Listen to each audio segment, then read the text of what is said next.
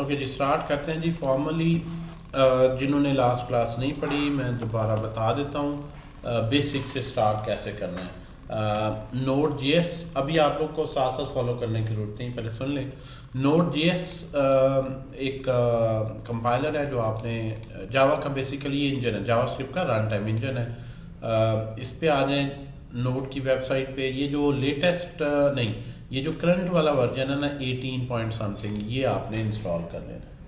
ठीक है जी। इसके through you will be able to execute JavaScript program, उसको इंटरप्रेट करना, लोड करना, रन करना, मेमोरी एलोकेट करना, ये सारे जो फंक्शंस हैं ये आपके पास नोड जेएस परफॉर्म कर रहा होता है। अब प्रोजेक्ट बनाने के लिए you require IDE, integrated development environment, जिसमें आप प्रोजेक्ट बनाएं, फाइल्स बनाएं। तो उसके लिए नोड के साथ साथ आपको रिक्वायर्ड है visual studio code. Visual studio code again ये दोनों फ्री सॉफ्टवेयर है। आप यहाँ से जो लेटेस्ट जो भी इसमें आ रहा हो वीएस कोड में कर सकते हैं। अगर आपके पास विंडोज़ के अलावा कोई और मशीन है, मैक, लिनक्स, यूनिक्स, ये सब के साथ कंपेटिबल है, सबके वर्जन अवेलेबल हैं, आप अकॉर्डिंगली सेलेक्ट कर लें। तो ये जो सेटअप है जावास्क्रिप्ट का होता है, इसकी ये भी ब्यूटी है, ये क्रॉस प्लेटफॉर्म है। यानी आप इसकी डेवलपमेंट के लिए Mac, Linux, Unix, Windows machine, Node, ये सारे it's available for all leading operating systems. ठीक है जी। तो जब आपने नोड को इंस्टॉल कर लिया, वीएस कोड को इंस्टॉल कर लिया, तो अब प्रोजेक्ट कैसे बनाना है, काम कैसे करना है, आप अपने सिस्टम पे आ जाएंगे और किसी भी एक लोकेशन पे आ जाए। जिस तरह डी ड्राइव में मैं ये अपने नाम से फोल्डर है, इसमें आ जाता हूँ। अभी अभी फॉलो नहीं करें, अभी बस सुने ज़रा बात। यहाँ पे मैं एक फ़ोल्डर बना देता हूँ। आप लोगों ने थोड़ा सा शुरू से ही ऑर्गेनाइज करके चलना है, ये नहीं करना डेस्कटॉप में ही ढेर लगता जा रहा है प्रोजेक्ट का, बाद में ढूंढ रहे हो कौन सा काम मैंने कहाँ किया है। तो बेहतर है एक प्रॉपर फोल्डर बना लें सी ड्राइव के अलहदा, ताकि अगर आपको विंडो वगैरह इंस्टॉल करनी पड़े डाटा लॉस ना हो, आपके प्रोजेक्ट्स वगैरह जो आपने लर्निंग की है वो आपकी एक जगह रहे। राइट। और बिल्कुल जो है वो वन वे नहीं होना चाहिए ऑब्जर्वर, कि मैं बोल रहा हूँ और आप बस सुन रहे हैं। क्लास में पार्टिसिपेट करें, जो चीज़ मैं करवा रहा हूँ अगर आपको लगता है कि इतनी अच्छी मैंने एक्सप्लेन नहीं की, तो आप कह सकते हैं कि सर ये रिवाइज कर दें। ठीक है जी। और मेरी भी कोशिश होती है आपको जगाता रहूँ, एक स्टेप कर रहा हूँ, एक दो आपसे आगे पूछूँ, ताकि आप थोड़ा सा इंटरेक्टिव रहें, आपको पता चले कि और मुझे भी फीडबैक मिले कि आप कितना अच्छा लर्न कर रहे हैं। ठीक है ना। तो इंटरेक्टिव क्लास को बनाने की वजह से मैं नहीं चाहता आप साथ साथ टाइप करें। जो भी मैं यहाँ टाइप कर रहा हूँ ये सारा रिकॉर्ड भी हो रहा है और ये कोड भी आपसे शेयर हो जाएगा, वीडियो भी सबसे शेयर होगी, चाहे वो फिजिकल भी है या ऑनलाइन है, ताकि आपने कोई टॉपिक रिवाइज करना है किसी भी वक्त आप इसको रिवाइज कर सकें। बल्कि कल इंटरेस्टिंगली मेरा व्हाट्सएप कनेक्टेड नहीं है, काफ़ी अच्छे डेवलपर हैं, कराची से कोर्स किया, तो उनका मैसेज आया 2021 में उन्होंने किया था। तो ऐसे इसने स्माइली भेजी थी, सर मैंने ये स्टार्टअप लॉन्च किए हैं और अब मैं रिएक्ट नेटिव की तरफ मूव कर रहा हूँ, तो स्क्रीनशॉट भेजा होता, मैं आज भी आपकी वीडियो सुन रहा हूँ। यानी मैंने जो 5 साल पहले भी पढ़ाया ना, मैंने तमाम वीडियो सबको ये ओपनली दी हुई हैं, सबको एक्सेस है, वो लाइफ टाइम एक्सेस है। कोई चीज़ छुपाने वाली बात ही नहीं, नॉलेज है शेयरिंग के लिए, अगर आपके काम आ रहा है कुछ चीज़ें। लेकिन ये है कि इसमें चेंजेस बड़ी ज़्यादा होती रहती हैं, नए से नए वर्जन आ रहे हैं और हम कोर्स को बिल्कुल अप टू डेट रखते हैं। जो नई चीज़ आएगी, जो भी हम टॉपिक्स पढ़ा रहे हैं, लाइब्रेरीज पढ़ा रहे हैं, फ्रेमवर्क्स पढ़ा रहे हैं, जैसे जैसे उनमें एडवांसमेंट आ रही है हम अपने आउटलाइन को, अपने कंटेंट को भी इसी तरह अपडेट रखते हैं। ठीक है। तो जो भी इस कोर्स में पढ़ाऊंगा वो इस वक्त तक का लेटेस्ट वर्जन होगा जो मैं इंस्टॉल करूँगा, कोई पुराना नहीं इंस्टॉल करूँगा। ठीक है ना, ताकि हम जो भी टूल एंड टेक्नोलॉजीज कर रहे हैं एटलीस्ट वो लेटेस्ट हो और उसके मुताबिक ही आपकी लर्निंग हो। अब चलते हैं जी प्रोजेक्ट बनाने की तरफ। जब आपने वीएस कोड और नोड जेएस इंस्टॉल कर लिया, तो प्रोजेक्ट बनाने के लिए मैंने जिस तरह अपने नाम से एक फ़ोल्डर बनाया हुआ है, राना अजमल। मैं यहाँ पे एक और फोल्डर क्रिएट कर लेता हूँ, आप लोगों की क्लास का अगर हमने ऑलरेडी क्रिएट नहीं किया तो। ठीक है जी, मैं अपने ही नाम से क्रिएट कर लेता हूँ, डैश जी है जी, ये FSJS फुल स्टैक जावास्क्रिप्ट का कोर्स है। और हमारे डेज कौन से हैं जी? मंडे, वेडनेसडे, फ्राइडे वाला। और 6 PM। फ़ोल्डर का नाम आमतौर पर मैं रखता हूँ कि फ़ोल्डर को देख के मुझे पता चल जाता है किस क्लास का, सेक्शन का, किस बैच का कौन सा फ़ोल्डर है। जो भी आपको मैं टॉपिक पढ़ाऊँगा यहीं होते जाएंगे, इससे मुझे हर क्लास से पहले आइडिया होगा मैंने इस बैच पर्टिकुलर को क्या क्या पढ़ाया है। तो आप भी अपना काम ऑर्गेनाइज करके रखें हमेशा, ठीक है ना जी।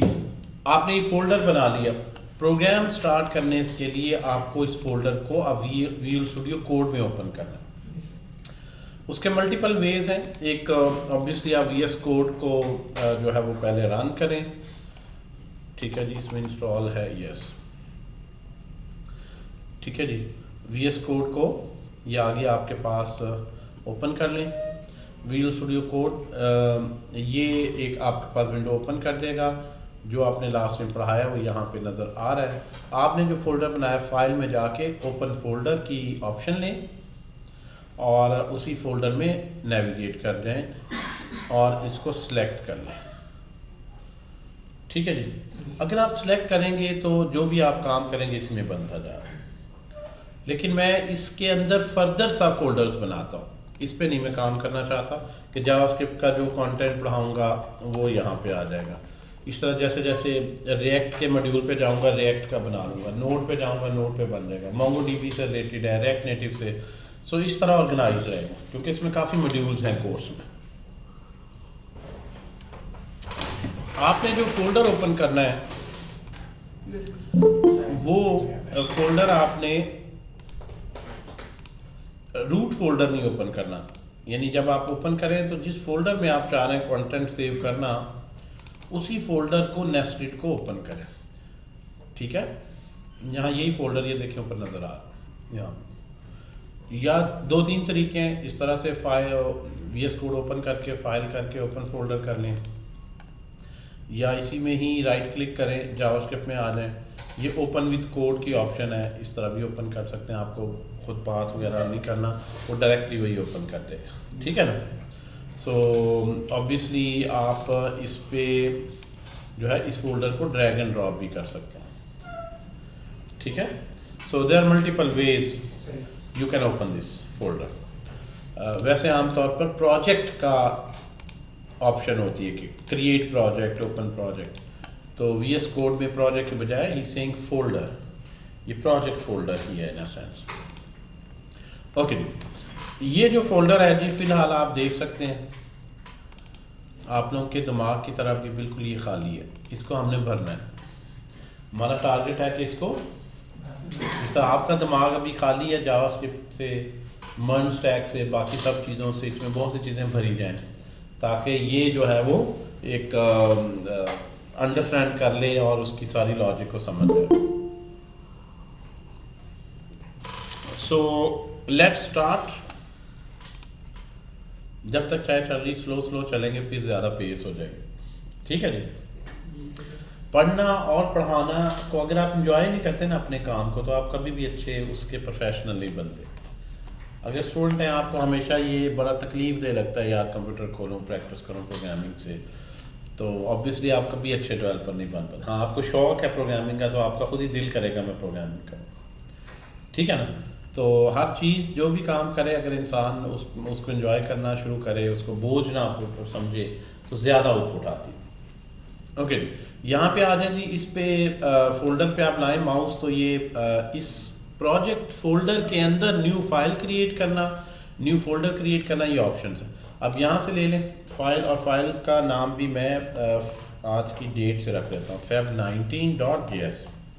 आज 2019 20 ये डेट पुरानी शो। feb20 जो फाइल की एक्सटेंशन होती है वो .js है। सो जावास्क्रिप्ट का जो कोड है वैसे आपका था उसके 2 तरीके हैं काम करने के। एक तो ये है कि आप कोई भी टूल ना इंस्टॉल करें। ये Node.js मैंने कहा इंस्टॉल कर लें, Node.js इंस्टॉल करने की ज़रूरत नहीं है आपको। आप HTML की फाइल बनाएं, जावास्क्रिप्ट की नहीं, और उसके अंदर स्क्रिप्ट के कोड टैग के अंदर जावास्क्रिप्ट का कोड लिखें। HTML की फाइल बनाएं, उसके अंदर स्क्रिप्ट के टैग के अंदर जावास्क्रिप्ट का कोड लिखें। जब वो HTML की फाइल आप ब्राउज़र में खोलेंगे तो ब्राउज़र में ऑलरेडी जावास्क्रिप्ट का इंजन मौजूद है, वो उसको अंडरस्टैंड करेगा, रन करेगा और आपको यहाँ आउटपुट दिखा देगा। HTML के अंदर आप एम्बेड करना है। ये ट्रेडिशनल यही एक तरीका था जिसके थ्रू आप कोडिंग करते हैं। Recently JavaScript is not used only inside the browser. जिस तरह मोबाइल ऐप की बात करते हैं, रिएक्ट नेटिव की बात करते हैं, तो उसमें क्या होता है जी, आपके पास आप जावास्क्रिप्ट का जो कोड लिखते हैं वो ब्राउज़र में नहीं रन होना। अगर एंड्रॉयड ऐप बन रहे हैं तो एंड्रॉयड ऑपरेटिंग सिस्टम इंस्टॉल होगी, iOS की ऐप बन रही है तो इस तरह से iOS में इंस्टॉल होगी। अगर सर्वर साइड प्रोग्रामिंग कर रहे हैं तो ब्राउज़र में नहीं, पीछे बैकएंड सर्वर है उसमें चल रहा है। तो जावास्क्रिप्ट की एप्लीकेशन बढ़ गई है। It's not limited only towards the browser.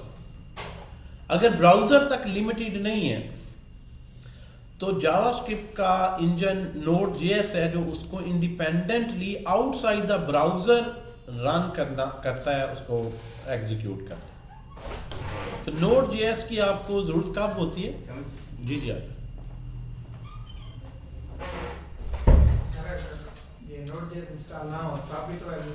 नहीं होगा ना, यही तो कहने लगा। Node.js की आपको कब जरूरत होगी? जब भी आपने जावास्क्रिप्ट का program outside the browser run करना। अगर ब्राउज़र में खोलेंगे, ब्राउज़र में HTML फाइल ओपन करेंगे, फिर तो वो रन हो जाएगा, लेकिन मैं ब्राउज़र के अंदर नहीं चलाना चाहता। मैं उसको ऐसे ही चलाना चाहता हूँ जैसे C++ है, जैसे पाइथन है, जैसे .NET है, कि as a general purpose programming language, not as a web programming language.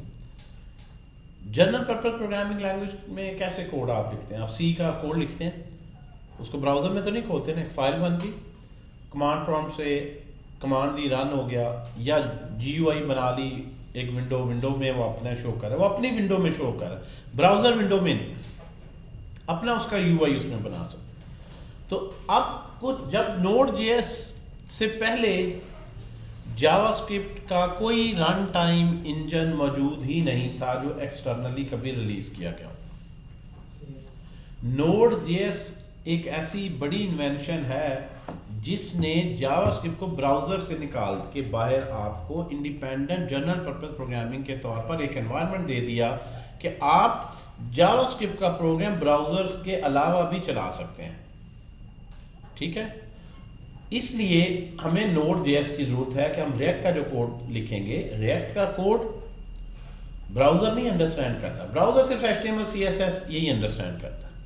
अब React नेटिव का कोड लिखेंगे, मतलब जो भी आप जावास्क्रिप्ट में लॉजिक लिख रहे होंगे, ऐसी लाइब्रेरी जो कस्टम है किसी पर्पस के लिए, जिस तरह React है, Angular है, ये कोई भी लाइब्रेरी ब्राउज़र तो नहीं अंडरस्टैंड करता। React के अपने टैग्स हैं, जावास्क्रिप्ट के अपने एंगुलर के। सो जो आप टैग लिख रहे हैं React के, वो ब्राउज़र अंडरस्टैंड नहीं करता। तो नोड का काम है उसको कंपाइल करके इस फॉर्मेट में करे कि वो ब्राउज़र अंडरस्टैंड कर सके या उसको इंडिपेंडेंटली रन कर सके। तो अभी हम देखते हैं, जो भी हमने काम करना है, हमने ब्राउज़र को नहीं टच करना, हम यहीं पे लिखेंगे, इधर ही रन करके इधर ही इसके आउटपुट देखेंगे, ब्राउज़र नहीं इन्वॉल्व होगा। समझ आ गई जी बात की? सर मतलब अगर HTML की फाइल में सर अगर स्क्रिप्ट के टैग लगा के हम जावास्क्रिप्ट कोड करते हैं तो वो मतलब ब्राउज़र पर चलेगा, एग्जीक्यूट होगा। अगर बाइट करते हैं फिर नहीं होगा। फिर नहीं होगा, क्योंकि क्यों, ये तो आपने बात याद रख ली ना, असल बात है क्यों ऐसे हो रहा है, ये भी तो बताएं।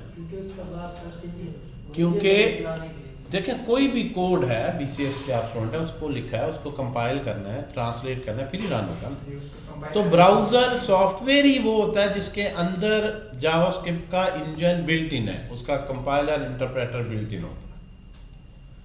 ठीक है जी, इसलिए आप ब्राउज़र इंस्टॉल करते हैं तो आपने ऑटोमेटिकली जावास्क्रिप्ट का इंजन भी उसके अंदर ही एम्बेडेड इंस्टॉल हो गया। ठीक है जी। असल में ये Node.js भी क्या है, ये जो सॉफ्टवेयर ना, ये सबसे जो पॉपुलर ब्राउज़र है गूगल क्रोम। गूगल क्रोम जो है, इस सॉफ्टवेयर का एक टीम लीड था गूगल में। एन अमेरिकन डेवलपर, एक इंडिविजुअल, एक बंदा है इसके पीछे, कंपनी नहीं। गूगल में वो एम्प्लॉय था और ये गूगल ने जो क्रोम सॉफ्टवेयर है ये ओपन सोर्स रिलीज़ किया हुआ है, इसका गिटहब पे कोड मौजूद है, लेकिन ये कोड बहुत कॉम्प्लेक्स और बहुत ज़्यादा उसका कोड साइज़ होता है कि आप अभी समझने लगे तो 10 साल आपको लग रहे हैं। जिस तरह लिनक्स यूनिक्स भी ऑपरेटिंग सिस्टम है, ओपन सोर्स है, लिनक्स भी ओपन सोर्स है, इधर ही रखिए, Linux operating system open source है, लेकिन इसका ये नहीं मतलब कि इतना आसान कोड है जो भी आएगा और उसको थोड़ा सा चेंज करके अपना ऑपरेटिंग सिस्टम फौरन से बना लेगा। It requires a lot of effort के उसको अंडरस्टैंड कर। कुछ सॉफ्टवेयर बहुत हैवी, इस तरह ब्राउज़र खुद बनाना is a very complex software. Browser में हर चीज़ इंटीग्रेट होती है, आप देखिए कितने मुख्तलिफ तरह की फाइल इसके अंदर ही प्ले कर लेते हैं। तो ये ऑलरेडी ओपन सोर्स है, क्रोम ने जो दिया है। तो जो गूगल का जो डेवलपर है जो इसको लीड कर रहा था, उसने इस क्रोम में से सिर्फ वो पार्ट एक्सट्रैक्ट किया जो जावास्क्रिप्ट रन करता है। इसके सारे सोर्स कोड में से सिर्फ उसने उतना कोड निकाला ब्राउजर के अंदर से जिसका काम जावास्क्रिप्ट प्रोग्राम को चलाना, उसको उसने सेपरेट नाम दिया Node.js को रिलीज कर दी। क्योंकि ये ओपन सोर्स था, लाइसेंस का कोई इशू नहीं, आप अपना उसमें चेंज कर सकते। तो असल में Node.js ये वही जावास्क्रिप्ट का इंजन है जो क्रोम में होता, लेकिन ब्राउजर की विंडो, ब्राउजर का शेल, ब्राउजर की सिक्योरिटी की लिमिटेशंस, ब्राउजर का सिक्योरिटी मॉडल वो उस पर अप्लाई नहीं होता। वो सारी रिस्ट्रिक्शन खत्म होगी ना, क्योंकि वो ब्राउजर के अंदर नहीं रन हो। अगर ब्राउजर के अंदर जो वेबसाइट खुलती है, ब्राउजर ने अपना सिक्योरिटी मॉडल लगाया होता है, सेटिंग में जाके बहुत से ऑप्शन आप अनेबल डिसेबल कर सकते हैं। जो वेबसाइट आए उसको परमिशन नहीं होती मेरी डिस्क से रीड करे। तो जब as a independent program run हुआ तो उस वक्त कोई रिस्ट्रिक्शन भी उस पर नहीं है। तो जिस तरह C++ और बाकी लैंग्वेजेस हैं, इसी तरह की ये पावरफुल लैंग्वेज बन गई, जो मर्जी इसमें कोड लिखे। ठीक है जी, तो ये इसका बैकग्राउंड है। सर ये जो नोड है ये ज़्यादा पावरफुल है या ये नोड का जो सेटअप है इधर ब्राउज़र में है वो ज़्यादा पावरफुल? एक ही है उसने अलहदा बनाया ही नहीं। वो एक इंडिविजुअल को तो लग जाते और इतना साल और पूरी टीम चाहिए होती कि वो खुद जो ब्राउज़र में जावास्क्रिप्ट का इंजन ऐसा इंजन बनाता, उसने नहीं बनाया, ये तो बता रहा। उसने वही कोड वहाँ से निकाला, उसको C++ के प्रोग्राम में रैप किया, इसीलिए ये सारा कमांड प्रॉम्प्ट से चलता है। सी का प्रोग्राम चलाते हैं, वो आगे उस इंजन को इन्वोक करता है। तो उसने इंजन नहीं बनाया, उसने उसी कोड को नोड का नाम दिया जो स्पेसिफिक सिर्फ ब्राउजर के अंदर वो मॉड्यूल है जो चला। तो इधर अब इन्होंने लाइन हटा दी, इधर यही लिखा होता था पहले कि it's the same engine that is in Chrome V8 engine उसे कहता। इसलिए ये नहीं है कि ये पावरफुल है, क्योंकि ये है ही वही, ये वही इंजन है जो आपको क्रोम में मिलता है। क्रोम से क्यों लिया, इंटरनेट एक्सप्लोरर का क्यों नहीं लिया? क्योंकि वो कॉपीराइटेड है माइक्रोसॉफ्ट का। क्रोम ओपन सोर्स था, लाइसेंस उसका इशू नहीं था, कॉपीराइट का इशू नहीं था, उसने क्रोम को लिया। और उसकी अपनी भी एक्सपर्टीज, ऑब्वियसली गूगल का ही टीम लीड था, इसी का वो टीम लीड। तो बहरहाल क्रोम का ही जो है वो बेसिकली इंजन है। ये अबाउट पे पढ़ेंगे तो शायद इसने ये इसमें तो खैर बता रहा है इसके बारे में है क्या, and so on, what is this. अच्छा, अल्टीमेटली जैसे भी है हमारे तक पहुंच गया नोड, तो हमने करना क्या, हम ये देखें। जैसे तैसे करके हमारे पास आ तो गया है ना, हमें ए ने दे दिया, बी ने दे दिया, बहरहाल मेड इन पाकिस्तान नहीं है, ठीक है, आप जैसे किसी डेवलपर ने नहीं बनाया, ठीक है जी। तो हमारे पास आ गया है, अब हम देखते हैं, चलो इसे यूज़ करना ही सीख लें, बनाना छोड़ दें, आप यूज़ करना ही सीखें ना। गाड़ी मैंने बनानी, you need high level skill, आपको डिफरेंट कंपोनेंट्स बनाने हैं, उनके आपस में इंटीग्रेशन करनी है। मैं कहता हूँ यार वो छोड़ दो, तुम सिर्फ चलाना ही सीख लो। जो हमारे यहाँ चलाना सीख लेता है वो भी अपने आप को तो साइंटिस्ट समझता है, हालांकि उसने बनाया नहीं है, उसे चलाना सीख। आप जो भी सीख रहे हैं आप बना, असल में आप उन्हीं को लेकर डेवलप कर रहे हैं। जिस तरह रैक की लाइब्रेरी जो है, आप उसकी टॉक सुने। रैक क्वेश्चन को आगे लेके चलते हैं। सबसे पहले हम देखते हैं जी प्रोग्राम को रन कैसे करना है। जी साथ हैं जी आप लोग जो है ऑनलाइन, सो तो नहीं गए? ओके जी, आवाज आ रही बच्चे? कंफर्म कर दें भी।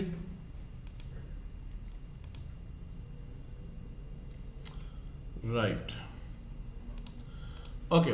हमारे पास जो है स्क्रीन शेयर है, राइट। जो भी आपने प्रोग्राम लिखना है, सबसे पहला अगर प्रोग्रामिंग जब सीखते हैं ना, तो आपके पास प्रोग्रामिंग सीखने के कुछ जो डिफरेंट मॉड्यूल्स हैं, उसमें सबसे पहले आपको किसी भी लैंग्वेज को आपने सीखना शुरू करना है, आपको पता होना चाहिए कि उसमें बेसिक डेटा टाइप्स कौन सी। उसके बाद आपको पता होना चाहिए कि उसमें ऑपरेटर्स कौन से हैं, एक्सप्रेशंस किस तरह लिखते हैं। उसके बाद आपको पता होना चाहिए उसमें कंडीशंस वगैरह और लूप्स वगैरह कैसे लगाते हैं,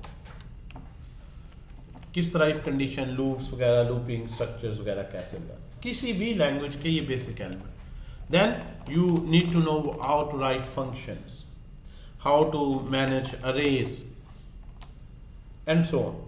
ये जो बेसिक फंडामेंटल है ना, ये हर प्रोग्रामिंग लैंग्वेज में को शुरू करने के लिए आपको सीखना, चाहे पाइथन सीखनी है, जावास्क्रिप्ट सीखनी है, डॉट नेट कोई भी लैंग्वेज सीखनी है, तो ये बेसिक। लेकिन सिर्फ बेसिक से ही आप बड़े सॉफ्टवेयर नहीं बना सकते। आगे जो एडवांस कॉन्सेप्ट्स हैं ऑब्वियसली वो आप सीखेंगे तो आगे कुछ बड़े सॉफ्टवेयर मीनिंगफुल बना सकेंगे। लेकिन ये फंडामेंटल एक कोर स्किल सेट है। क्या फिर डेटा स्ट्रक्चर्स पे आ जाते हैं, लिस्ट पे आ जाते हैं, किस तरह and so on. Functional programming के कॉन्सेप्ट्स हैं, जो मॉडर्न एपीआई से डेटा क्लाइंट सर्वर कम्युनिकेशन से फैच करना है, उसकी क्या लाइब्रेरीज हैं। So there are lot of other things. लेकिन ये ऐसी फंडामेंटल चीज़ें हैं जो आपका कॉन्सेप्ट बताती हैं उस लैंग्वेज के बारे में। तो हम स्टार्ट करते हैं जी पहले डेटा टाइप से। डेटा टाइप का जो कॉन्सेप्ट है बहुत ही फंडामेंटल है। जावास्क्रिप्ट में जो डेटा टाइप्स हैं वो दो तरह की, दो कैटेगरीज में उसको आप डिवाइड कर लें। एक कहलाती हैं प्रिमिटिव्स।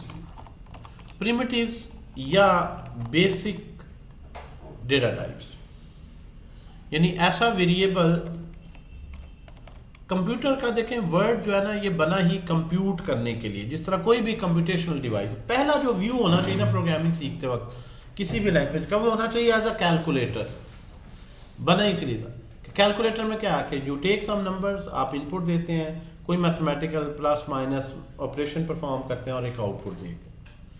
उसके बाद आगे आ जाता है कंडीशनल, लूप, फंक्शंस वगैरह। As a very first example you should think programming. अगर आप में से कोई ऐसा बंदा है जो लाइफ में पहली दफ़ा प्रोग्रामिंग सीख रहा है, तो उसके नज़दीक क्या वो सेंस ले प्रोग्रामिंग की, वो इसको एज अ कैलकुलेटर समझे पहले स्टेप के तौर। तो कैलकुलेटर में जिस तरह मैंने दो नंबर्स को प्लस करवाना है तो मैं कैसे कराऊंगा, मैं एक वेरिएबल का नाम लिखूंगा, उसको एक वैल्यू दूंगा। प्रोग्रामिंग में जब वेरिएबल आपने बनाना है तो उसके शुरू में लिखना है let. You write this keyword let, जो बताएगा कि ये एक वेरिएबल बना रहे हैं जिसको मेमोरी इसको एलोकेट की जाए, आगे उसकी वैल्यू। और ये क्लोजिंग पे जब एंड कर दें तो लास्ट पे सेमी कॉलन है, जो कि ऑब्वियसली ऑप्शनल है, लेकिन आप जो है वो इसको हैबिट बना लें, बेहतर है। बाज़ जगहों पे कंपलसरी भी हो जाएगा, आप देखेंगे। तो ये जो पूरी एक स्टेटमेंट है let x is equal to 10, what does it mean. इसका मतलब ये है कि हमने एक कंप्यूटर में वेरिएबल, एक बॉक्स समझ लें मेमोरी में क्रिएट किया, जिसमें एक वैल्यू रखवा दी हमने 10, और इस बॉक्स का नाम क्या रख दिया जी, x। तो वेरिएबल का स्क्रीन पे सामने आउटपुट नहीं नज़र आती, एक मेमोरी में आपके पास जो क्रिएट करते हैं आप वैल्यू, उसको आप कोई नेम दे देते हैं। अच्छा, ये जो शुरू में मैंने लिखा है जिसके स्टार्ट में मैंने डबल स्लैश लगाया है, इसको हम बोलते हैं कमेंट। लेकिन मैं जो स्टार्ट कर रहा हूँ क्विकली, हम ज़रा आगे टॉपिक्स पे मूव कर जाएंगे, लेकिन कुछ ऐसे स्टूडेंट जो ज़रा प्रोग्रामिंग के बैकग्राउंड से बिल्कुल नहीं है, CS, उनको भी ज़रा साथ लेते हुए चलते हैं। लेकिन ज़्यादा टाइम नहीं उनको मिलेगा, 1-2 क्लासेस में वो will be moving in full swing. Comment का क्या मतलब है जी, जिस तरह मैथ का प्रॉब्लम करते हुए आप साइड पे लाइन लगाते हैं, रफ वर्क के ऊपर हेडिंग दे देते हैं कि ये पार्ट नहीं है एक्चुअल कंटेंट का, इवेलुएट करते वक्त इसको इग्नोर कर दिया जाए। तो कमेंट C++ लैंग्वेज इन्होंने पढ़ी, उसमें भी ये होता है, डबल स्लैश से जो लिख रहे हैं, हर वो लाइन जो डबल स्लैश से शुरू हो रही है वो कमेंट है। इन अदर वर्ड्स, जब ये प्रोग्राम रन होगा तो जावास्क्रिप्ट इन लाइंस को इग्नोर कर देगा, यूँ समझिए इसका पार्ट है ही नहीं, जैसे लिखी ही नहीं की। तो कमेंट इसलिए लिखे जाते हैं कि आपने जो लॉजिक लिख रहे हैं, कोई अपने नोट्स लिखने हैं, कोई एक्सप्लेन करनी है लॉजिक, तो आप प्रोग्राम के अंदर ही लिख लें। तो इन फैक्ट इसमें एक ही लाइन है, x = 10। इसी तरह y वेरिएबल ले लिया 20, और इसका आंसर अगर आपने किसी भी वेरिएबल में सेव करना है तो प्लस कर दें। It's more like mathematical. और अच्छा, अब ये प्रोग्राम में एक वेरिएबल बनाया x, y बनाया, इनको प्लस किया, इस वेरिएबल आंसर में सेव कर लिया। अब स्क्रीन पे आउटपुट देखने के लिए जो फंक्शन है उसका नाम है console.log। इसको हम ब्राउज़र में वेब पेज की तरह नहीं देखेंगे, पहले हम कंसोल में इसको रन करके देखेंगे ताकि हम लॉजिक बिल्डिंग पे काम करें।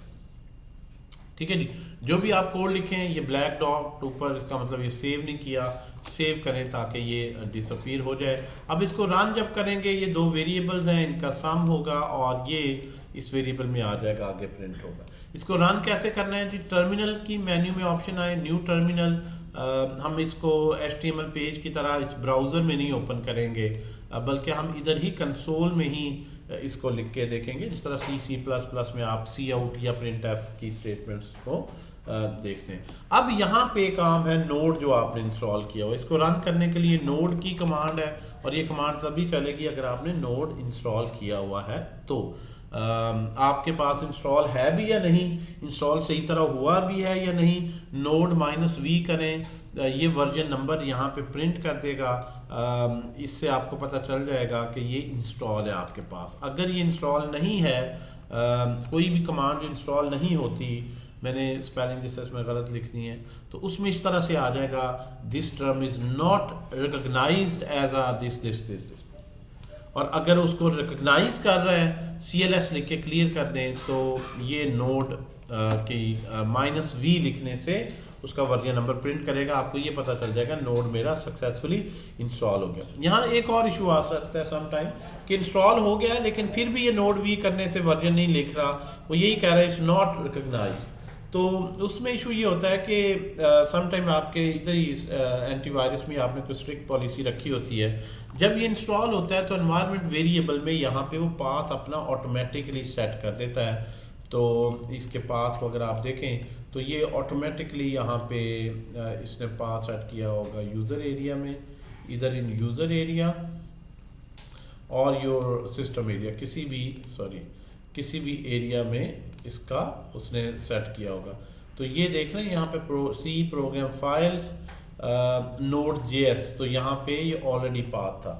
तो अगर किसी वजह से आपको इफ़ यू आर श्योर कि मैंने इंस्टॉल किया है लेकिन फिर भी वर्जन से नहीं आ रहा, तो इसका मतलब है पाथ आपको फिर मैनुअली सेट करना पड़ता है। फिर ये C प्रोग्राम Node.js जहाँ भी इंस्टॉल किया वहाँ से कॉपी कर लें और ये न्यू की ऑप्शन लेके यहाँ पेस्ट करके ओके कर दें। फिर आपको मैनुअली उसका एनवायरनमेंट वेरिएबल का पाथ देना होगा, अगर आपके सिस्टम में वो ऑटो पाथ नहीं बनाता। So you will come here, you will write env environment variable क्या डायलॉग बॉक्स आ जाएगा एंड सो ऑन। तो once the job is done, install हो गया है, तो इसको रन करने के लिए CLS लिख के क्लियर स्क्रीन कर लें जो ऑलरेडी लिखा है। हम लिखेंगे नोड स्पेस इस फाइल का नाम क्या है जी, fab20.js। इसको एंटर करें तो ये यहाँ पे उसने क्या लिख दिया जी 30, कि जो आपका प्रोग्राम रन हुआ, ये program is more like a calculator, के कैलकुलेटर पे आपने 10 का बटन प्रेस किया, 20 का, फिर उनके दरमियान प्लस किया और उसकी फिर आउटपुट है। ठीक है जी। अच्छा, एक से ज़्यादा अगर मैंने टॉपिक्स बताने हैं तो ये कमेंट का काफ़ी फ़ायदा है कि मैं बार बार न्यू फाइल बनाता जाऊँ। अच्छा, इसमें प्लस का एक प्रोग्राम हो गया, फिर यहाँ फाइल्स बनाता जाऊँ, तो मैं अक्सर फिर इसको सिलेक्ट करके कंट्रोल/ करें, ये सारा कमेंट हो जाएगा।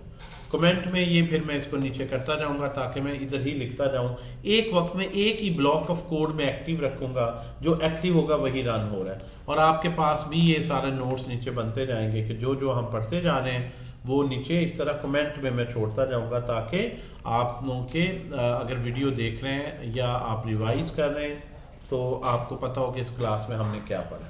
ठीक है जी। और ये जो फाइल है ये फिर आपसे शेयर कर दी जाएगी, हर एक फाइल और उसकी जो रिकॉर्डिंग है ये वो आपको अवेलेबल हुआ करेगी। ठीक है जी। तो आपका काम क्या है, आपका काम इसको तवज्जो से सुनना और इसमें पार्टिसिपेट करना है। कुछ लेक्चर्स हमारे इंटरेक्टिव होंगे, उसमें मैं आपको कहूँगा लैपटॉप ऑन करें, साथ साथ करें, कुछ मैं लिखूंगा फिर यहाँ पे कुछ आपके लिए छोड़ा करूँगा कि आप साथ साथ आपने लिख के उसी वक्त बताना होगा। ठीक है जी। कुछ सेशन इंटरेक्टिव हुआ करेंगे, लेकिन शुरू के जो बेसिक टॉपिक्स हैं वो ज़्यादातर आपके सीखने के लिए ही होते हैं, उसमें कोई मुश्किल इतना कंटेंट नहीं होता। तो उसमें मेरी कोशिश होगी क्विकली हम ये बेसिक्स को ज़रा कवर कर लें। तो हमारे पास जो वैल्यू कोई भी हम लेते हैं, अगर आपने console.log लिखेंगे, ये हमने देखा है console.log, तो यहाँ पे कोई भी मैसेज डबल कोट्स में लिखें हेलो, जो ही डबल कोट्स में कोई भी आप लिखते हैं अल्फ़ान्यूमेरिक, तो इसको रन करने के लिए कोई बटन नहीं है, आपको यहीं आके रन करना होगा। जब रन करेंगे तो आउटपुट क्या आएगी, वही 30 फ़िलहाल या कुछ भी नहीं दिखा रहा। ये जो ब्लैक डॉट है रिमेंबर इसका मतलब क्या है, सेव नहीं किया। जब भी लिखें सेव करें, सेमीकोलन मैंने नहीं लगाया, ऑप्शनल है, कंट्रोल एस कर दें और बार बार ये कमांड टाइप करने के बजाय अप एरो कर दें। अप एरो से डाउन है अप एरो, फिर एक और up arrow and so on. Arrow की में आपकी कमांड सेव होती है, एक दफ़ा लिख लें up arrow and then enter, वो ऑटोमेटिकली कमांड लिखी, टाइप हो गई और एंटर कर दिया। CLS किया, अब अप एरो करूँगा तो लास्ट कमांड कौन सी दी है, CLS, वो आएगी। उससे पहले कौन सी दी थी, वो आएगी। सो इस तरह उस कमांड को आप दोबारा से यानी instead of typing you can quickly write and then you can quickly run this program. ठीक है जी। तो ये बेसिक इसका एक सेटअप है जो है console.log में हेलो। डेटा टाइप्स क्या हैं इसके हवाले से हम डिस्कशन करते हैं।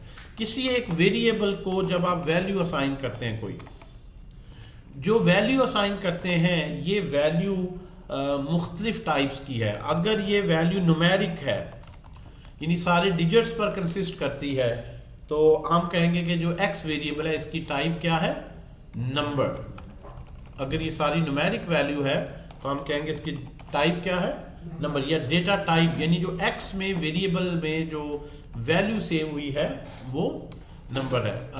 इसको लिखें और console.log का शॉर्टकट भी है CLG, टैब प्रेस करें तो ये लिखा जाएगा।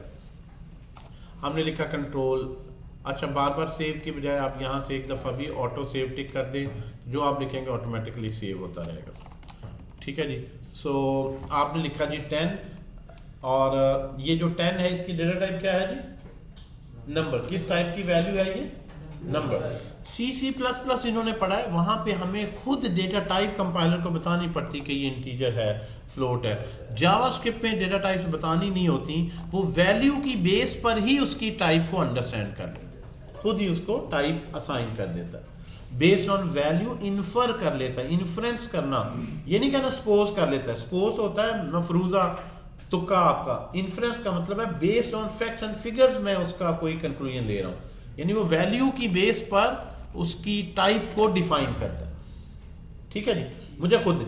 लेकिन डेटा टाइप अगर आपसे क्या कुछ जावास्क्रिप्ट में नहीं है, गलत है, डेटा टाइप्स है।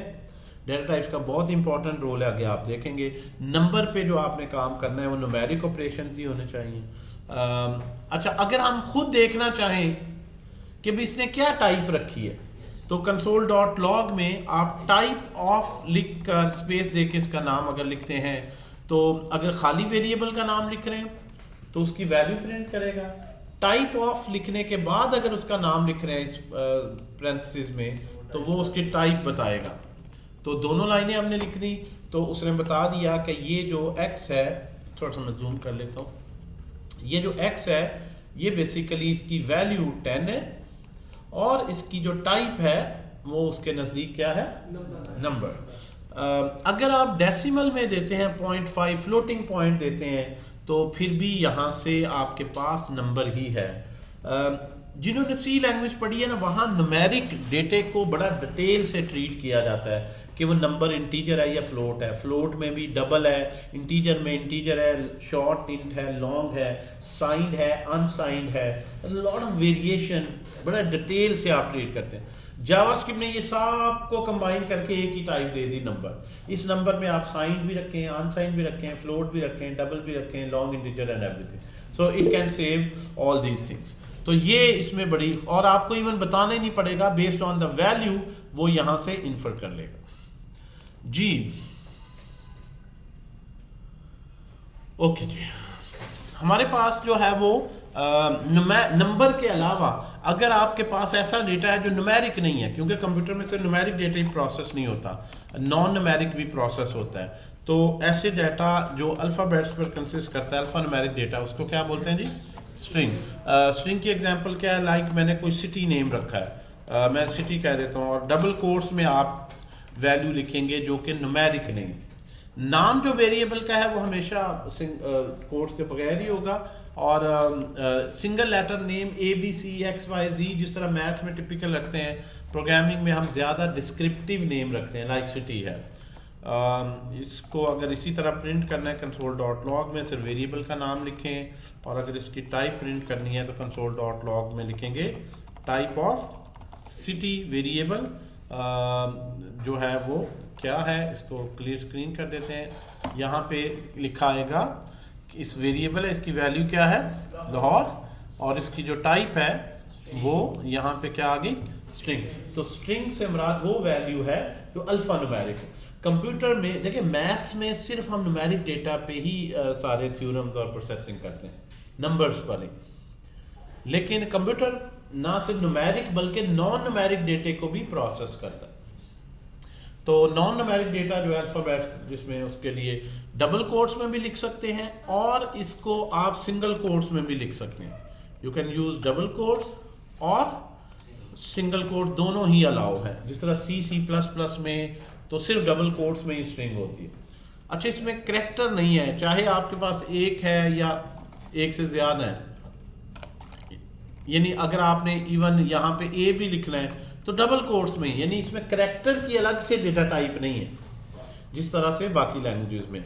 यहाँ पे उसने जो भी डबल कोट्स के अंदर लिखा हो, चाहे एक है एक से ज़्यादा है, उसकी टाइप क्या है? स्ट्रिंग। और स्ट्रिंग को भी ऐसे ही डिक्लेयर कर रहे हैं जैसे नंबर को डिक्लेयर कर रहे हैं, ऐसे ही प्रिंट कर रहे हैं जैसे आम नंबर को कर रहे हैं। कि आप वेरिएबल लिखें, इसमें ऐसा नहीं है कि स्ट्रिंग इज अरे ऑफ कैरेक्टर्स, जिस तरह सी लैंग्वेज में आप पढ़ते हैं स्ट्रिंग इज अरे ऑफ, ऐसा कुछ नहीं है। स्ट्रिंग भी एक वैल्यू की तरह है, एक just like a number, it's just like a value, एक प्रिमिटिव की तरह है। सो ये हमारे पास आ गया स्ट्रिंग। दो टाइप्स हो गई।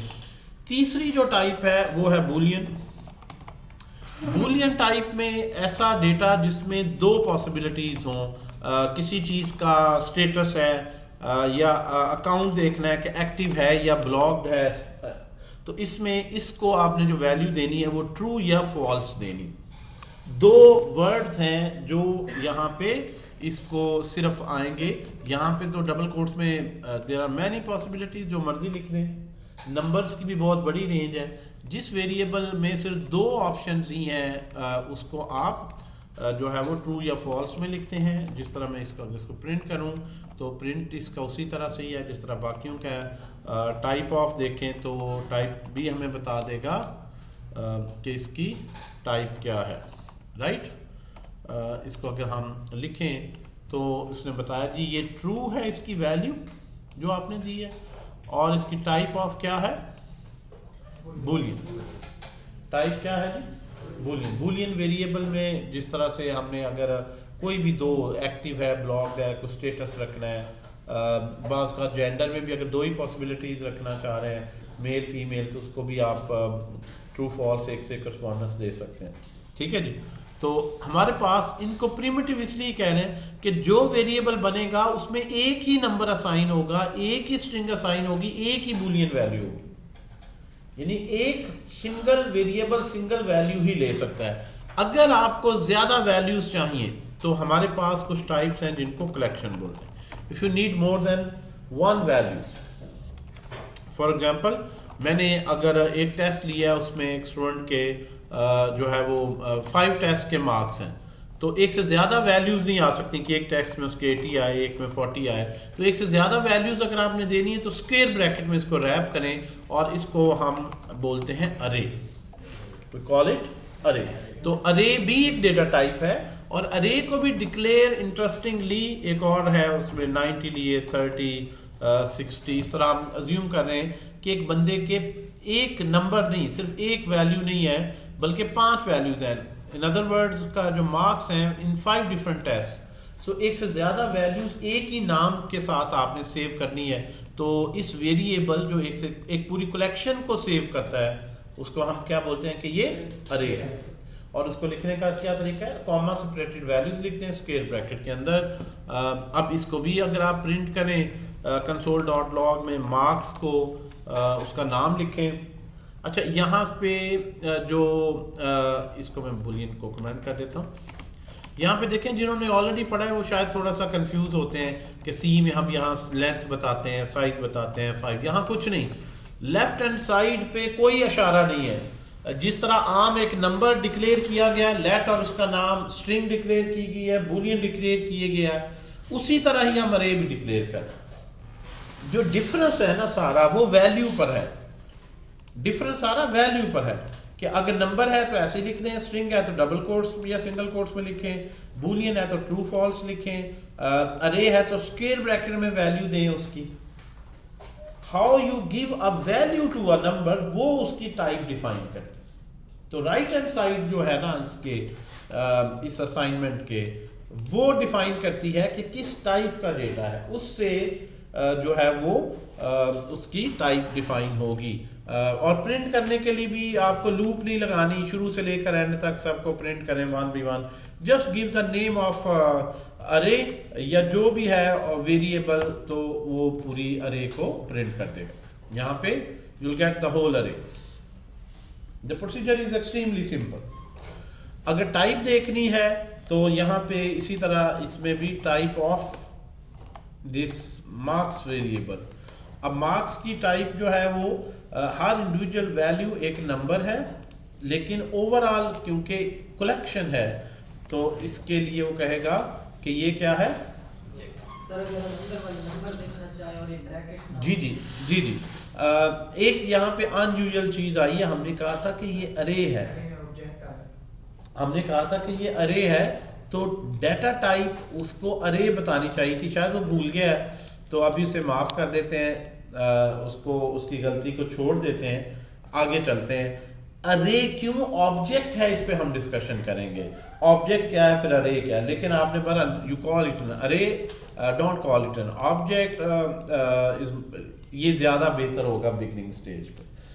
ठीक है जी, तो अरे भी एक ऑब्जेक्ट है, इस पे डिस्कशन हमारी आगे होगी। अरे को ऑब्जेक्ट की तरह क्यों ट्रीट किया जाता है। नहीं ऐसा नहीं है, ये हम इसकी डिस्कशन पढ़ेंगे कि अरे को अभी तो हमें पता ही नहीं ऑब्जेक्ट क्या है। ऑब्जेक्ट पढ़ के बताया जाएगा अरे भी ऐसी ही थी लेकिन उसका तरीकाकार ज़रा डिफरेंट था, तो अभी तो ऑब्जेक्ट पढ़ा ही नहीं क्या है। अच्छा जी, ये आपने कलेक्शन लिख दी। जब आप console.log करेंगे मार्क्स हो, ये सारी लिस्ट प्रिंट हो जाएगी, राइट। सॉरी, पैरेंथेसिस के अंदर उसका नाम लिख देंगे। अच्छा, अगर आपने देखें, अगर आपने डेटे को नहीं हैंडल करना, किसी भी तरह का डेटा हो, चाहे पूरी कलेक्शन हो या एक नंबर हो, एक स्ट्रिंग हो, तो फिर तो स्टैटिक वेबसाइट ही होगी, हार्ड कोडेड ही होगी। असल में तो डेटा ही है जो रिएक्ट मन स्टैक सीखने में आपको इंटरेस्टेड कर रहा है कि जो डेटा प्रोड्यूस हो उसी पे कंपैरिजन हो। पूरी आजकल के दौर की सबसे हॉट फील्ड ही डेटा साइंस, सारा काम ही डेटा पे हो रहा है। तो डेटा हैंडल करना, डेटा की नेचर को अंडरस्टैंड करना जो कंप्यूटर प्रोसेस कर रही है, ये बड़ा जरूरी है। सो हमारे पास अरे का नाम लिखते हैं जी और कंप्लीट लिस्ट इसकी वो लिख देता है। अगर मुझे कोई स्पेसिफिक वैल्यू लिस्ट में से लिखनी हो, कोई एक स्पेसिफिक वैल्यू, तो उसके लिए हम जो कॉन्सेप्ट यूज करते हैं उसको बोलते हैं इंडेक्स। इंडेक्स है क्या, इसकी पोजीशन है। यानी ये जो अरे है ये पोजीशनल कलेक्शन होती है, हर नंबर की पोजीशन बताती है, और पोजीशन या जिसको इंडेक्स कहते हैं टेक्निकली, या सबस्क्रिप्ट भी बोलते हैं, सबस्क्रिप्ट, जिसको शॉर्ट करके मैं सब कहूँगा, सब मीन्स सबस्क्रिप्ट या इंडेक्स, और वो बताता है उस नंबर की पोजीशन को स्टार्टिंग फ्रॉम 0। तो अगर पहली वैल्यू है तो इसकी पोजीशन क्या है इसमें? असल में ना पोजीशन का जो वर्ड है ना, प्रोग्रामर्स इसको यूज नहीं करते, क्योंकि पोजीशन इंग्लिश का लिटरेचर वर्ड है जिसका मतलब 1 से शुरू होता है। 0 पोजीशन पे कोई बंदा नहीं कभी बैठा होता, हम कहते हैं क्या पोजीशन आई, कभी ये नहीं कहता 0 पोजीशन। तो पोजीशन का जो बेसिकली मकसद है वो 1 2 3 होता है, इसीलिए हम इंडेक्स कहते हैं कि 0 1 2 3 जो फर्स्ट पोजीशन पे है उसका इंडेक्स क्या है? 0, ठीक है नहीं? तो इसलिए इसको पोजीशन की बजाय इंडेक्स कहना है। और इसके नाम के साथ अगर स्क्वायर ब्रैकेट इसी तरह लगा के आप इंडेक्स बता दें तो इस कलेक्शन में से सिर्फ इस इंडेक्स पर पड़ी हुई वैल्यू एक प्रिंट होगी, और वो कौन सी है? 80। ले जी, इस तरह अगर क्लास 4-5 के बच्चों को भी लेक्चर दिया जाए ना, जो भी आप सुन रहे हैं, इसमें कोई ऐसी बात नहीं जो अकल में आने वाली नहीं है, दे विल फॉलो इट बड़े, और आपसे शायद ज़्यादा अच्छे तरीके से मैं आपको बता रहा हूँ फॉलो करें, आपसे ज़्यादा अच्छे तरीके से फॉलो करें।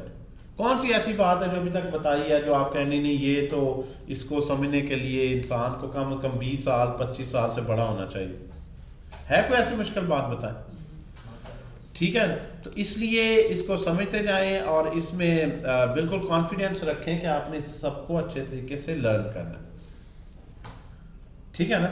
इस सारे को अच्छे तरीके से लर्न करना है, ये याद रखें।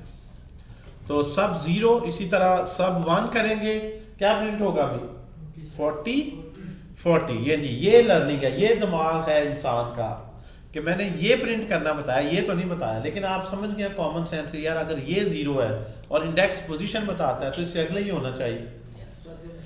इतनी को अकल आप में है तो आप प्रोग्रामर हैं। अगर हम इतनी को कॉमन सेंस है ना तो you have a good brain. बहुत अक्लमंद होना जरूरी नहीं है आपका, कि अगर आपको ये मैंने बता दिया ये 0 है, अगर ये भी नहीं समझ आ रही तो ये करके बता देते हैं ये 40 है, अब समझ आ जाए, अच्छा अब अगर 2 करूंगा तो क्या होगा? इतना बस समझदार बंदा चाहिए, बाकी मेहनती होना चाहिए, हार्ड वर्किंग हो। समझदार चाहे वो इतना हो, हार्ड वर्किंग हो। हार्ड वर्किंग अगर नहीं होगा ना तो उसकी जहानत भी उसके किसी काम में। तो 2 0 1 2 क्या प्रिंट होगा जी? 9।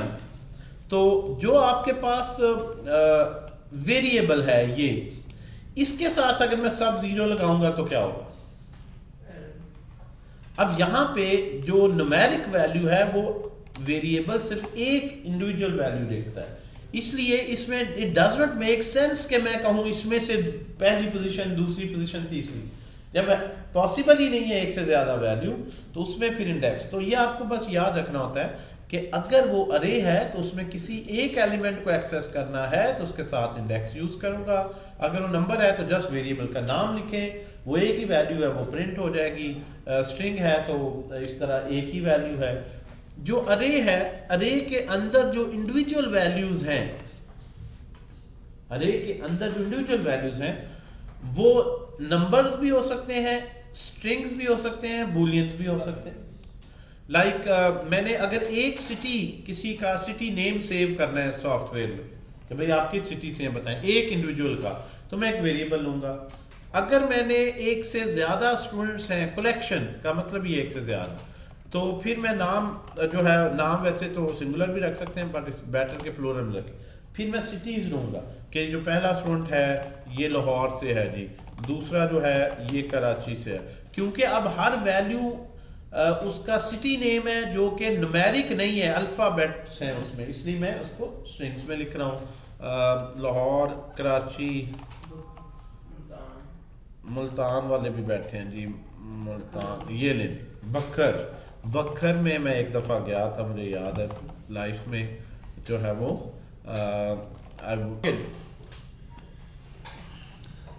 ये टाइम भी थोड़ा सा इसको भी कर लेना। वी हैव सिटीज, अच्छा इसको भी प्रिंट करना है तो इसी तरह सिटीज लिख लें, cities. So you will get all cities. इसको हम कहेंगे कि ये जो अरे है ये स्ट्रिंग्स की अरे है, स्ट्रिंग्स की अरे। इस तरह ये नंबर्स की अरे, लेकिन स्ट्रिंग की हो या नंबर की हो, जस्ट लेट लिखें, वेरिएबल का नाम लिखें, कोई और उसके साथ एडिशनल चीज़ लिखने की ज़रूरत नहीं है। उसको कंपाइलर को कोई इशारा देने की ज़रूरत नहीं है कि भाई यहाँ वेरिएबल नहीं, ये अरे है, कुछ इस तरह से नहीं लिखना। It's just simple variable, just like simple variable. इसी तरह जो मुख्तलिफ वैल्यूज़ हैं किसी एक, जिस तरह काउंट का हम देखें कि यार ये जो 10 बंदे हैं इनका काउंट बताएं कि इनमें कौन सा एक्टिव है कौन सा नहीं। अगर आपने स्टेटस देखना हो कि इसमें एक्टिव या ब्लॉक्ड स्टेटस बताएं, तो जो पहला अकाउंट एक्टिव है, दूसरा भी एक्टिव है, तीसरा अकाउंट समहाउ ब्लॉक्ड है, फिर एक एक्टिव है, तो जहाँ पे एक्टिव है ट्रू रख दिया, सॉरी, जहाँ पे ब्लॉक्ड है फॉल्स रख दिया, देन फॉल्स रख दिया, and so on. So you will keep on incrementing the list. लेकिन लिस्ट में जो इंडिविजुअल वैल्यू है वो क्या है? बूलियन। तो इसलिए बेसिक यही टाइप्स हैं। एक वैल्यू जो है ना, एक इंडिविजुअल वैल्यू, या वो नंबर होगी या स्ट्रिंग या बूलियन। अगर एक से ज्यादा नंबर, स्ट्रिंग या बूलियन चाहिए तो यू विल मेक एन अरे। लेकिन अरे के अंदर जो इंडिविजुअल वैल्यू है, जिस तरह एक्टिव लिखें तो यू विल सी ये प्रिंट कर देगा। किसी एक पर्टिकुलर जो लास्ट बंदा है उसका स्टेटस देखना है तो 0 1 2 3 4 5 इंडेक्स पे आ जाए जो लास्ट है। सो यू विल सी कि वो लास्ट जो है उसका फॉल्स है। अच्छा, एक जो नेक्स्ट है ऑब्जेक्ट क्या है। एक दफा डाटा टाइप्स का एक राउंड ट्रिप पूरा कर लेते हैं, एक राउंड ट्रिप पूरा कर लेते हैं। अभी ये नहीं कि अरे जी ख़त्म हो गया, अरे पे तो बहुत एक्सटेंसिव डिस्कशन होगी, ऑब्जेक्ट पे होगी, इन पे होगी। एक राउंड ट्रिप पहले हम देख रहे हैं कि एक अवेयरनेस आप बिल्ड कर रहे हैं कि डेटा टाइप्स हैं कौन सी, उनका मकसद क्या है। ऑब्जेक्ट से मुराद, जिस तरह मैंने किसी स्टूडेंट का एक रिकॉर्ड सेव करना है, it's more like a structure, a record of an entity. ये जो मार्क्स हैं वो एक स्टूडेंट के हो सकते हैं 5 टेस्ट में, या 5 बंदों ने टेस्ट दिया, हर एक के मार्क्स हैं। इसमें सिमिलर वैल्यू होती है। इंटीजर है, सारे नंबर हैं तो नंबर ही हैं, स्ट्रिंग्स हैं तो सारे स्ट्रिंग्स हैं। एक जैसी जो सिमिलर रिलेटेड डेटा होता है डिफरेंट एंटिटीज़ के बारे में, कि एक स्टूडेंट है उसका सिटी ये है, दूसरे का ये है, तीसरे का ये। एक ही अगर स्टूडेंट के बारे में मुख्तलिफ तरह की इंफॉर्मेशन रखनी है तो स्क्वायर ब्रैकेट के बजाय कर्ली ब्रेसेस यूज़ करते हैं। ठीक है जी, कर्ली ब्रेसेस में आप रखें जी, इसका आईडी है, आईडी नंबर टाइप का होता है, मे बी 101 है, उसका जो है वो आगे नेम है, जो है वो नेम में भी मैंने कह दिया जी अली है उसका नाम, वो स्ट्रिंग में होगा। मार्क्स उसके कितने आए हैं, ठीक है जी 90 आए। So instead of just writing only the numbers, only the city names, ये है कहाँ से, तो हमने कह दिया जी इसका सिटी नेम रख दिया जी लाहौर से। सो इसमें हर अच्छा, इसका स्टेटस क्या है, ये एडमिशन के पॉइंट ऑफ व्यू से एक्टिव है या नहीं, तो यहाँ पे आपने फॉल्स या ट्रू रख लिया, ट्रू। सो ऑब्जेक्ट को डिक्लेयर कैसे करना है, आप यहाँ पे जब अरे में आप डिक्लेयर करते हैं ना डेटा, तो ये पोजीशन वाइज चलते हैं। पोजीशनल डेटा स्ट्रक्चर है कि जो पहली पोजीशन पे है, दूसरी पे है, तीसरी पे है। जब किसी भी वैल्यू तक पहुंचना है तो उसका आपको नंबर यानी पोजीशन इंडेक्स पता होना चाहिए क्या है। जब आप इस तरह ऑब्जेक्ट डिक्लेयर करते हैं तो इसको प्रिंट करने के लिए तो उसी तरह से आपने लिख दिया स्टूडेंट, ठीक है जी, इसी तरह आपने स्टूडेंट लिखा और इसको यहाँ पे देखें आपके पास आ जाएगा ये स्टूडेंट का एज इट इज ऑब्जेक्ट। लेकिन अगर आपने कोई स्पेसिफिक वैल्यू प्रिंट करनी है तो बेसिकली ऑब्जेक्ट को हम बोलते हैं, थोड़ी सी टर्मिनोलॉजी ज़हन में रखें ज़रा। ऑब्जेक्ट को हम बोलते हैं it's collection of properties, properties की कलेक्शन है। प्रॉपर्टी क्या है, यानी प्रॉपर्टी से मुराद हर इंडिविजुअल वैल्यू और उसका जो नाम है यानी की वैल्यू पेयर। प्रॉपर्टी क्या है? की वैल्यू एक पेयर है कि आपने ये वैल्यू को किस नाम से एक्सेस करना है। ये है क्या? ये स्ट्रिंग है क्या? ये सिटी बाय नेम में यहां एक्सेस करूंगा, बाय इंडेक्स या बाय पोजीशन नहीं। तो जब भी आपने सिर्फ सिटी प्रिंट करना है तो इसमें स्क्वायर ब्रैकेट की बजाय डॉट ऑपरेटर यूज होता है। डॉट लिखें और इस प्रॉपर्टी का नाम लिख दें। तो की या नाम, की वैल्यू पेयर या नेम वैल्यू पेयर के स्टूडेंट डॉट सिटी, खाली स्टूडेंट लिखूंगा सारा ऑब्जेक्ट प्रिंट हो जाएगा। स्टूडेंट डॉट सिटी करूंगा तो सिर्फ उसके सिटी की वैल्यू प्रिंट होगी। तो अगर मैं लिखता हूं student dot city, so you will get only the name of the city. जिस प्रॉपर्टी, यानी यहां पे इंडेक्स नहीं है कि ये पहले नंबर पे ये लिखा है, दूसरे पे, वो जिस मर्जी ऑर्डर में हो, यहां लिखा हो इसमें, चाहे यहां लिखा हो, यहां लिखा हो, कहीं भी हो। जब बाय नेम एक्सेस करना है तो पोजीशन कोई मानी नहीं रखती। जबकि अरे में इट मैटर्स कि ये वाला 40 प्रिंट करना है तो ये सेकंड पोजीशन पे 0 1, और अगर मैं इसको मूव कर दूंगा कहीं और तो इस 40 तक पहुंचने के लिए अब 0 1 पहले आप कह रहे थे, अब आपको 2 कहना पड़ेगा। यानी पोजिशनल डेटा स्ट्रक्चर जिसमें ऑर्डर इंपॉर्टेंट। सर अगर एक प्रॉपर्टी में एरे हो, जी जी, वो नेस्टेड हम जो है अभी पहले एग्जांपल में मैं जो है इसको सिंपल रखना चाह रहा हूँ कि अरे के अंदर ऑब्जेक्ट के अंदर अरेज हो सकती हैं, सो फिलहाल टर्मिनोलॉजी क्या है जी। सो इस एन ऑब्जेक्ट कैसे पता चल रहा है? ये कर्ली ब्रेसेस से, और फिर इसकी वैल्यू कर्ली ब्रेस में दी गई है और हर वैल्यू जो है उसको एक नाम दिया है कॉलन, उसके बाद उसकी वैल्यू है। वो वैल्यू इन तीनों में से कोई एक होगी, नंबर, स्ट्रिंग या बूलियन। वैल्यू कुछ और नहीं होगी। हर एक प्रॉपर्टी की जो वैल्यू होगी वो नंबर, स्ट्रिंग या बूलियन में से होगी। तो बेसिक यही टाइप्स हैं। अगर एक ही बंदे के बारे में मुख्तलिफ इंफॉर्मेशन आप रख रहे हैं तो ऑब्जेक्ट बन गया। मुख्तलिफ बंदों के बारे में इंफॉर्मेशन रख रहे हैं, ये जिस तरह सिटीज हैं, तो वो अरे बन गया। ठीक है जी। जिस तरह मैंने अगर नोट करने हैं सिर्फ कलर्स कौन कौन से हैं, देखें अगर मैंने नोट करने हैं सिर्फ मेरे पास प्रोडक्ट कौन कौन से कलर्स में पड़ी है, तो मैं कलर नेम्स यहाँ पे रख लूँगा कि एक रेड में है, एक ब्लू में है, कौन कौन से कलर अवेलेबल हैं। एक में भी ब्लैक है, सो you will print it like colours. और यहाँ से आ जाए। अगर मैं कहूँ नहीं यार ये रेड ब्लू नहीं, ये बताओ रेड कौन सा रेड है, तो फिर आप इसको ऑब्जेक्ट में बदल देंगे। अगर आपको एक से ज़्यादा डिटेल में इंफॉर्मेशन चाहिए तो सिर्फ एक वैल्यू नहीं, आप ऑब्जेक्ट में बदल देंगे कि ये जो मे बी मोबाइल है ये रेड में है, जो मेरे पास मे बी सैमसंग का मोबाइल है। ठीक है, अभी मैं ऐसे सिंपल लिख रहा हूँ। मोबाइल वर्जन 1 जो है वो इसमें है, जो मोबाइल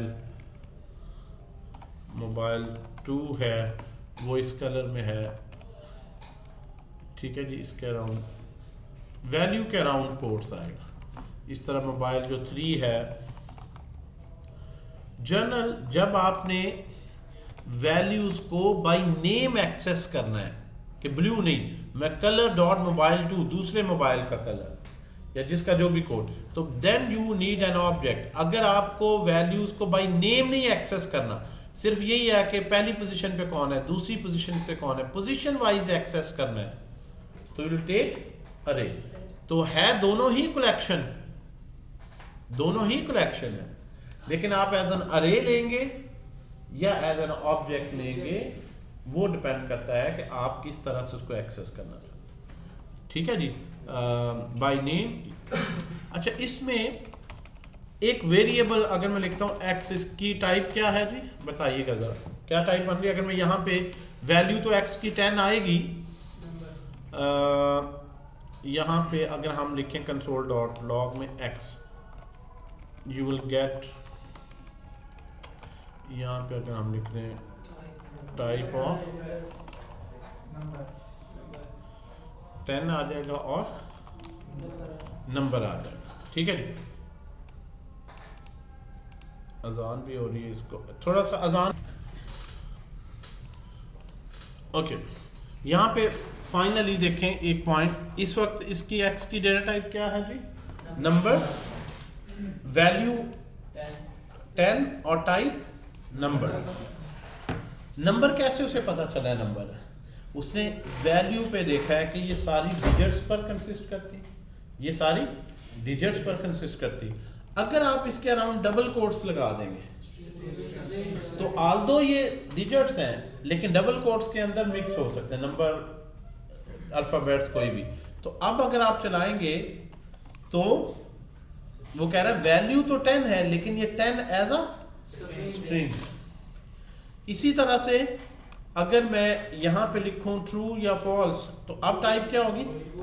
अब ट्रू के अराउंड कोट्स नहीं लगाए, ये कीवर्ड है, ऐसा वर्ड जो लैंग्वेज में पहले किसी खास पर्पस के लिए मौजूद है। अगर इसके अराउंड डबल कोट्स लगा देंगे तो it's no more boolean, it will become. तो it's not only the value,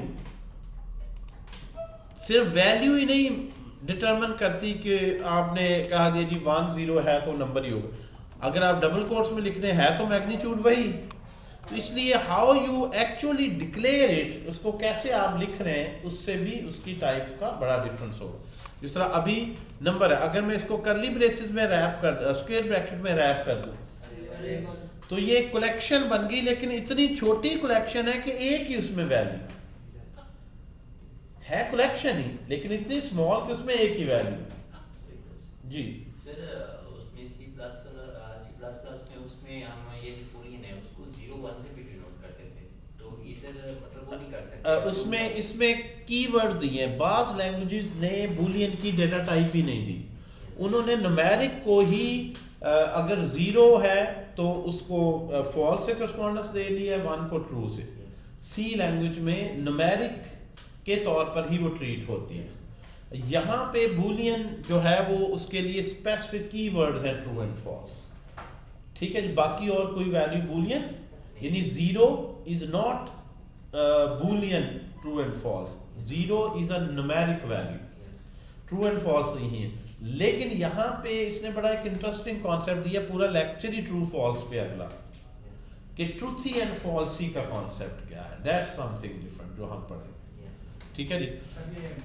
अगर कर्ली ब्रेसेस में तो तब ऑब्जेक्ट होता ना, ऑब्जेक्ट नहीं, अरे की बात कर कहाँ, अगर मैं कर्ली ब्रेसेस लगा दूं तो फिर कर्ली ब्रेस में सिर्फ मैं वैल्यू नहीं लिख सकता, सिर्फ मैं वैल्यू नहीं लिख सकता, मुझे उस वैल्यू को कोई ना कोई नेम भी देना पड़ेगा। तो मैं यहाँ पे कहूँगा ये 10 है क्या, ये 10 किसी का रोल नंबर है, 10 किसी को फाइन हुआ है, 10 किसी का हाउस नंबर है, क्या है।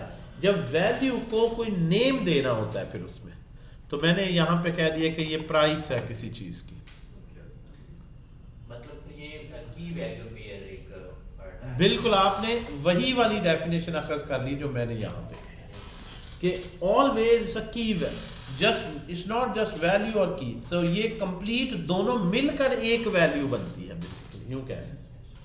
ठीक है जी।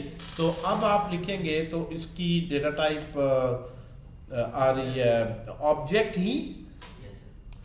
अच्छा, एक यूनिवर्सिटी में जिसने पढ़ा है ना वो कंफ्यूज हो सकता है कि वहाँ पे ऑब्जेक्ट ओरिएंटेड प्रोग्रामिंग में हम कहते हैं object is a instance of class. Class है नहीं, ऑब्जेक्ट पहले आ गया। ये किस क्लास, कौन सी क्लास है, कहाँ कंस्ट्रक्टर है, किस टाइप का ऑब्जेक्ट है।